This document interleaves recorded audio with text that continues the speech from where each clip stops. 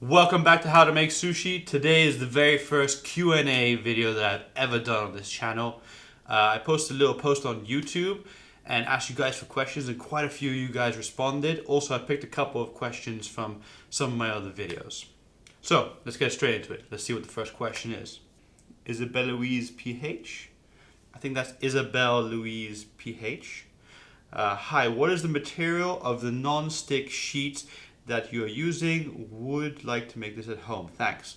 Okay, this is regarding the vegetable sheets video. This was actually a very novel idea I created.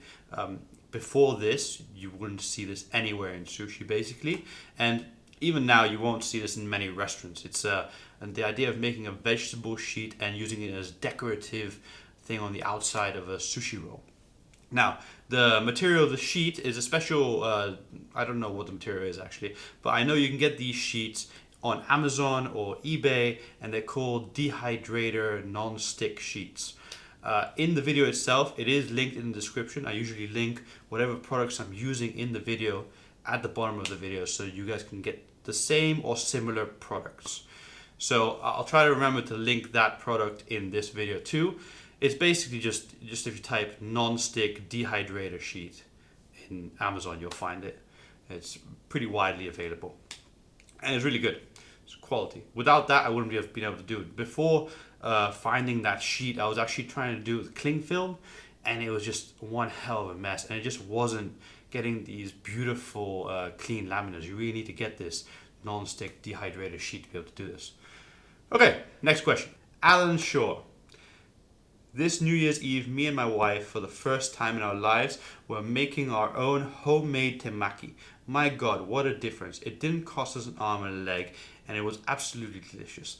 Yes, temaki sushi is like the perfect thing to make at home.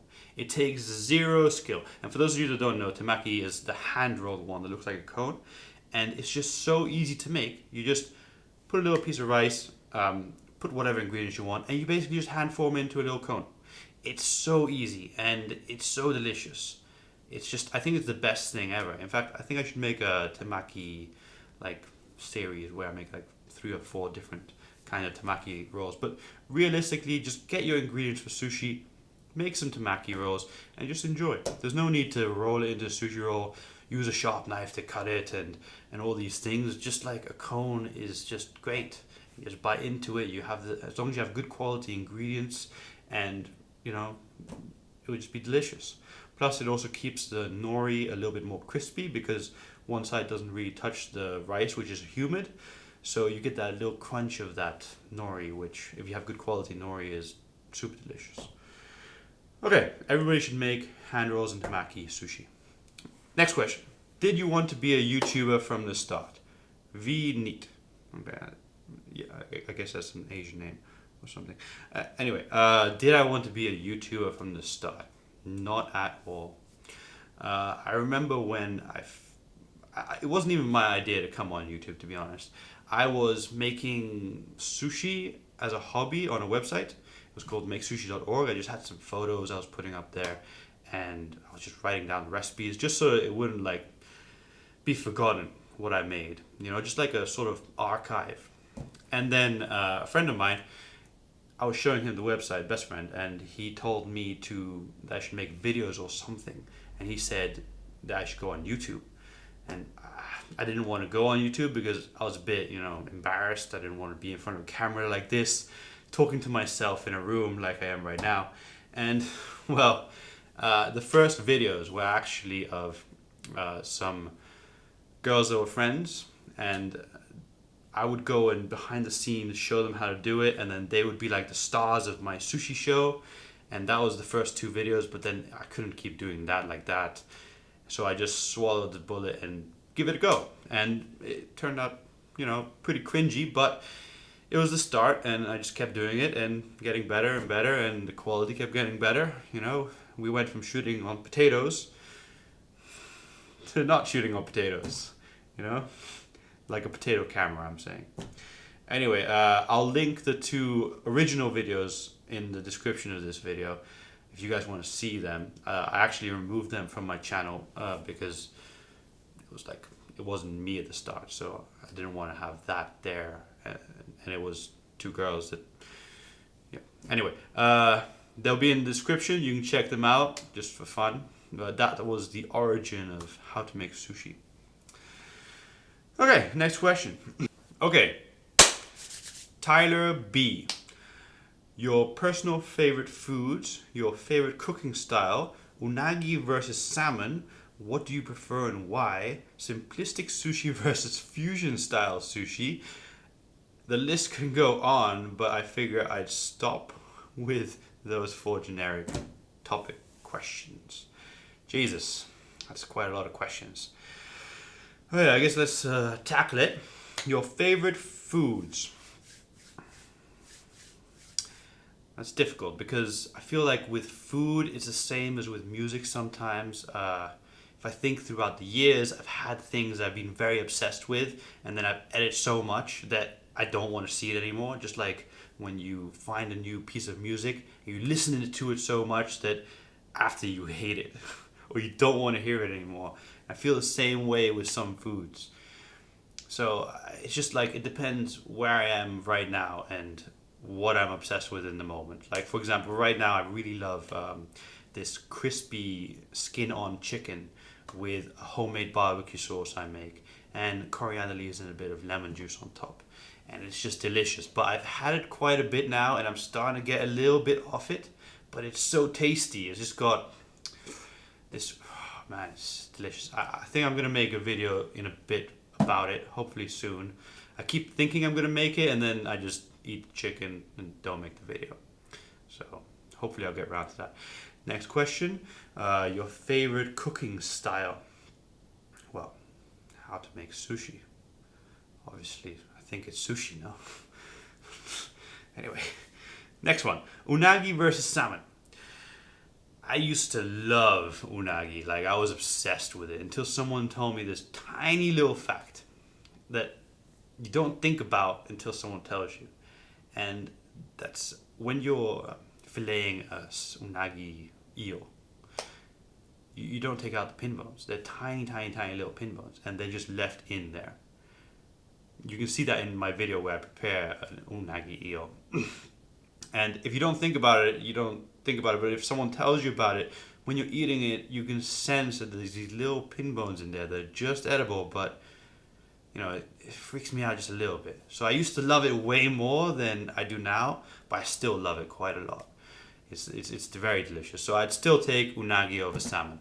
Although there are some ways when you prepare salmon that, you know, it just depends. Like food, it's not like I love this forever and I hate that or whatever. I just you have different moods, you want to eat different things, you know? Okay, simplistic versus fusion style. Again, I'm just gonna say like different moods, different things. Like sometimes I just love very simple things. Like I've just prepared some sushi rice for something. I'll just take a piece of nori and just take a little like sandwich of freshly cooked and seasoned sushi rice and just crispy nori and just eat that. Maybe dip it into some house soy and I'll be happy. You don't need to add fish and stuff. It's just delicious on its own, just the rice and the nori. It's why I don't get why some people complain on some of the arty sushi rolls that use a lot of nori and rice and don't really contain a lot of fish. They're like, that's not really sushi, it doesn't have enough fish in it or something. Just nori and rice on its own is just delicious. And you should appreciate that sometimes. Anyway, next question. TH448. Why you stopped making sushi videos for a while. Also, what your nationality is. My nationality, I am half Dutch, half Belgium. Two nationalities that shouldn't really mix. And I live in Spain. Now, why I stopped making sushi videos for a while? It's just, you know, it's a hard question to answer. I'd say I was going through a little bit of personal issues, plus also I've been gaining some weight. I don't really want to get in front of the camera. I need to lose some weight, to be honest. I need to stop eating sushi.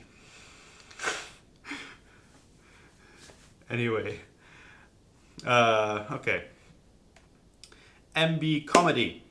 Wow, you asked three questions. Where do you live? Spain. What is your full-time job? Making YouTube videos. Yeah.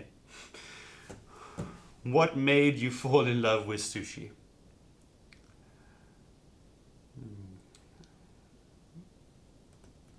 That's a good question. When I was younger, my parents used to always take me to a Japanese restaurant. Now, at the time, I didn't really like sushi. I was more into the sukiyaki. I really love sukiyaki and these tiny little spring rolls in this little dipping sauce that was just like delicious. And we'd go there a lot. My dad would always order a boat of sashimi, but I never really had much of it. Just like a tiny little nibble, and I was very young. Then many years after, I rediscovered sushi. I went to England with a school trip, and we went to this place called Yo Sushi. It's not very great. It's like a fast food sort of sushi restaurant. It has one of those rolling conveyors, and I remember trying, and I was really like obsessed with it. I wanted to come back to the restaurant every time.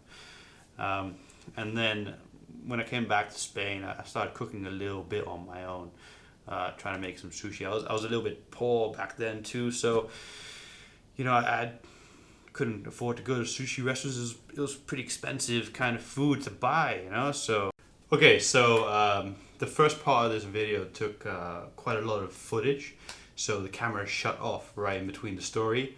So I'm just going to continue it now.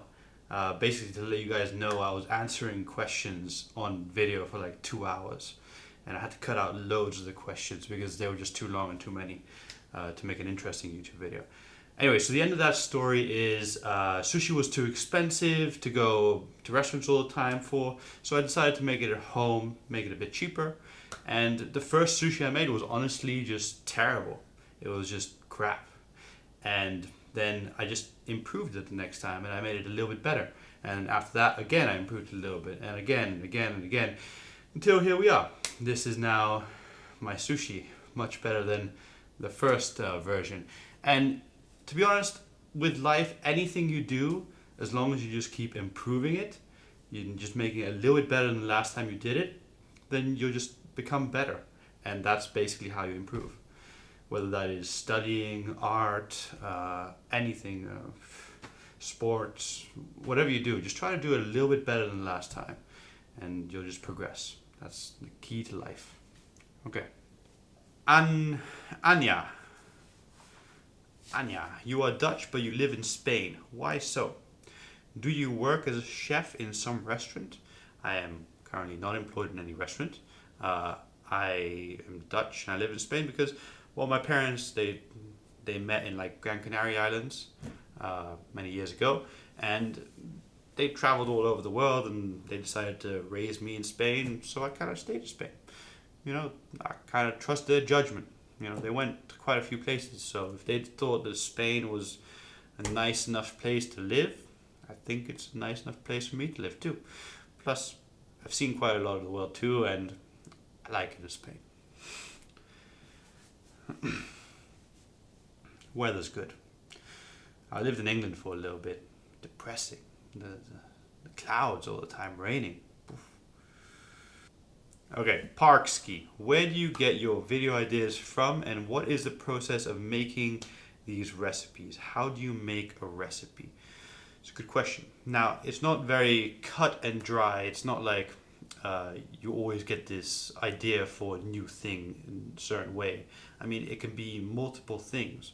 You can see something and get inspired to do something, or you can see a recipe and you take like a chunk out of it, take a component, and you're like, I could use this and adapt it to something else, and then you create something new.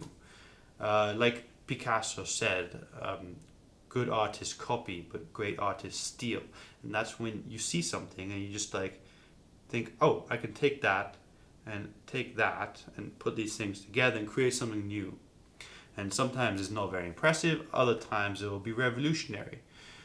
It just depends.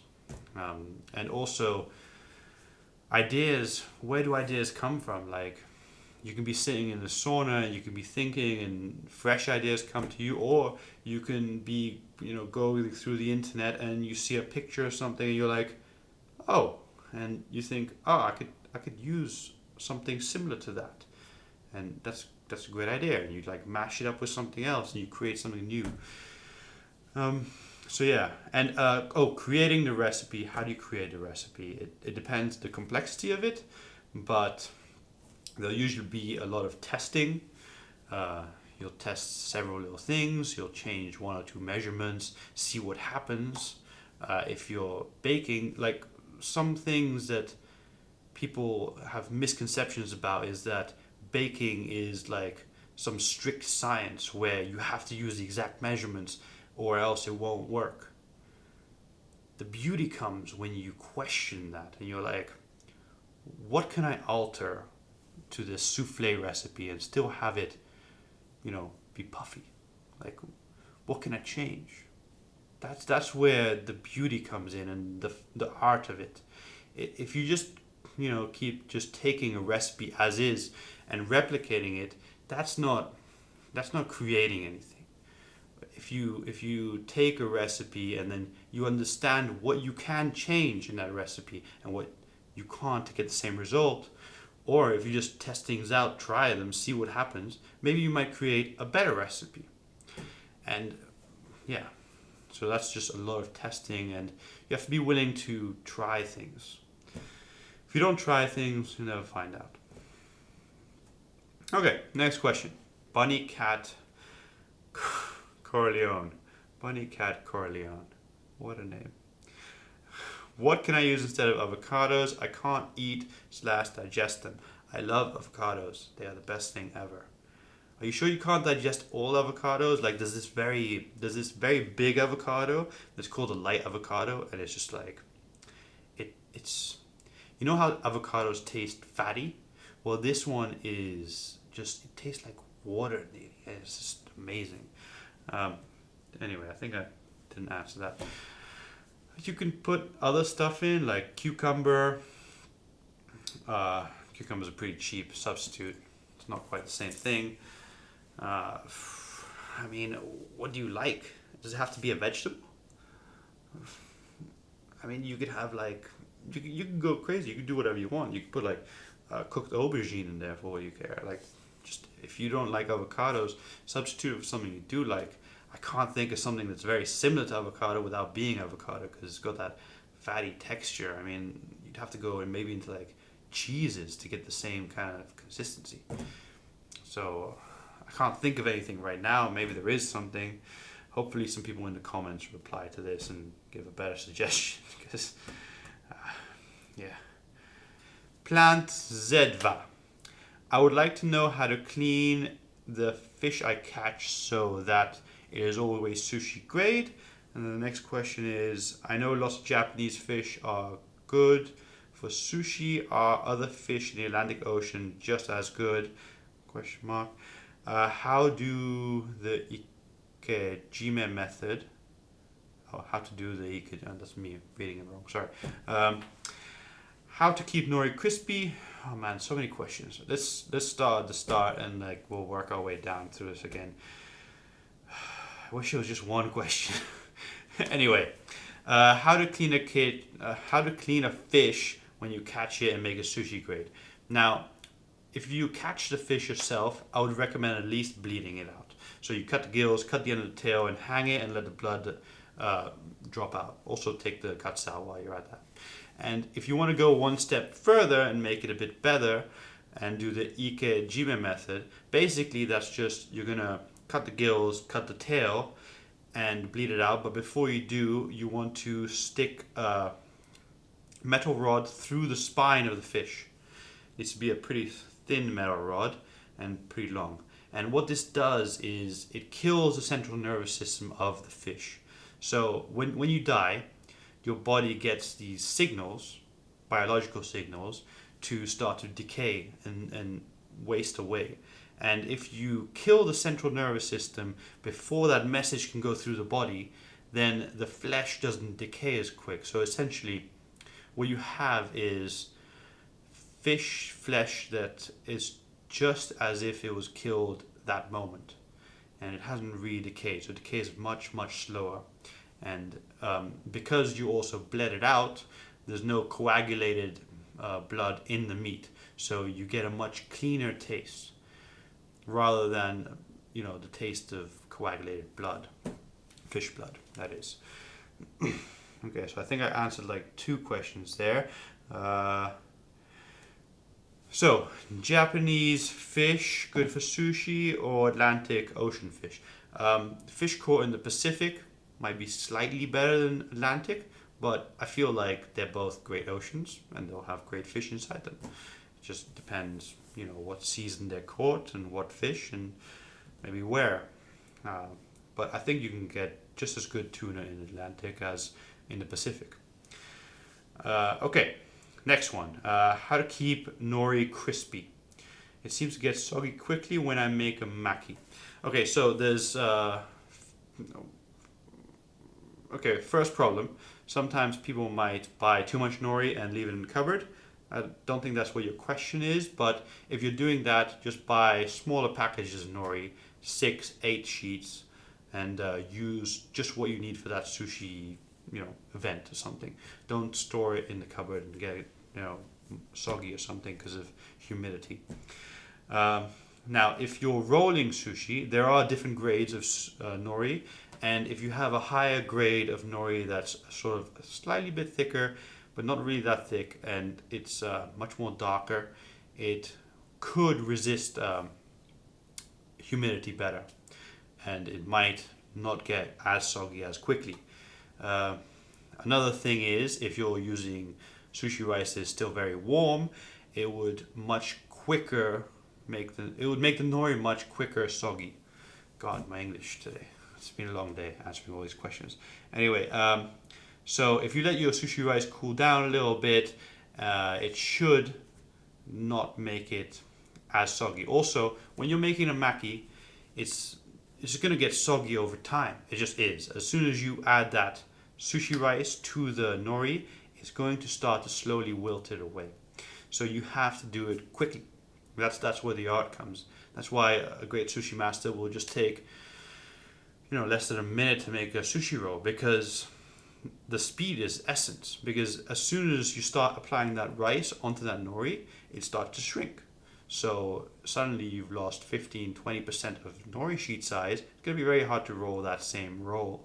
So you have to apply it very quickly and roll it before it can become soggy, essentially. I hope I answered this question. It's been a long session of answering questions. I hope you enjoyed this Q&A.